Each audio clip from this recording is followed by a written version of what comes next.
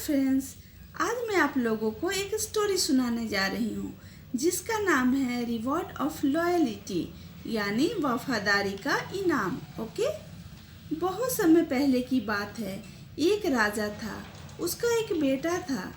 जब वो 18 साल का था, राजा को अपने पड़ोसी देश के साथ युद्ध करने जाना पड़ा।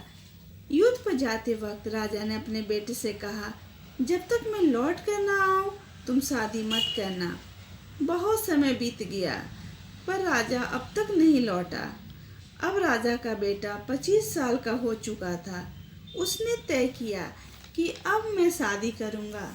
राजकुमार ने अपने सैनिकों को आदेश दिया, मेरे साथ मेरी दुल्हन ढूंढने चलो। सारे सैनिक राजकुमार के साथ चल दिए।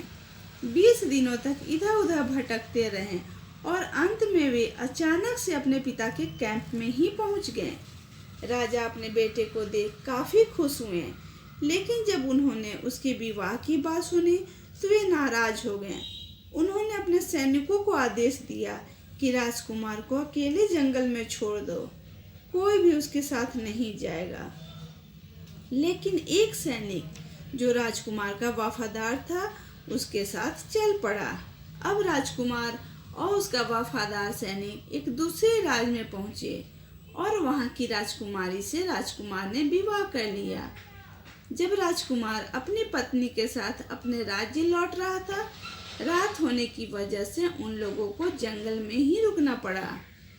राजकुमार और राजकुमारी थक कर सो गए, लेकिन वफादार सैनिक जागता रहा।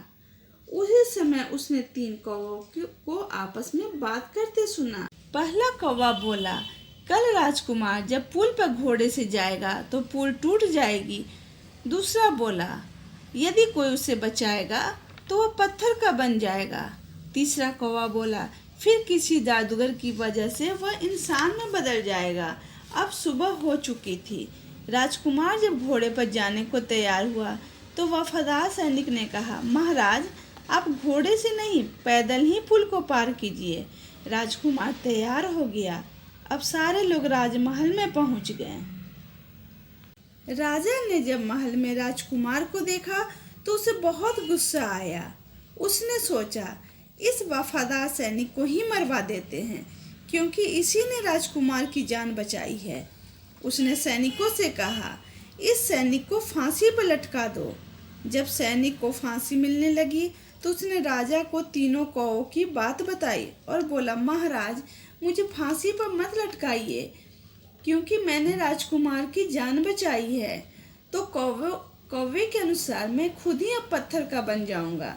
राजा ने कहा, ठीक है। उसके बाद वह वफादार सैनिक पत्थर में बदल गया। अब राजकुमार बहुत दुखी था कि उसका वफादार सैनिक पत्थर का बन गया है। अचानक से उसे तीसरे कौवे की बात याद आई कि कोई जादूगर है जो उसे ठीक कर सकता है। अब वह जादूगर की खोज में निकल गया। बहुत ढूंढने के बाद उस राजकुमार की मुलाकात उस जादूगर से हुई। उसने कहा, यदि तुम अपने बेटे की उंगली काटकर 3 बूंद खून उस पत्थर पर रगड़ दोगे तो यह जीवित हो जाएगा। राजकुमार वापस अपने महल में लौट आया। कुछ दिनों के बाद राजकुमारी ने एक बच्चे को जन्म दिया। राजकुमार तुरंत उसके पास गया और बिना कुछ सोचे बच्चे की उंगली काटकर उसके खून को पत्थर पर लाकर रगड़ दिया। वह पत्थर इंसान में बदल गया। राजकुमार खुश होकर अपने वफादार सैनिक को गले लगा लिया। इस प्रकार राजकुमार ने अपने बच्चे के खून का बलिदान देकर अपने सैनिक को वफादारी का इनाम दिया। If you like my story, please like and subscribe. Bye bye.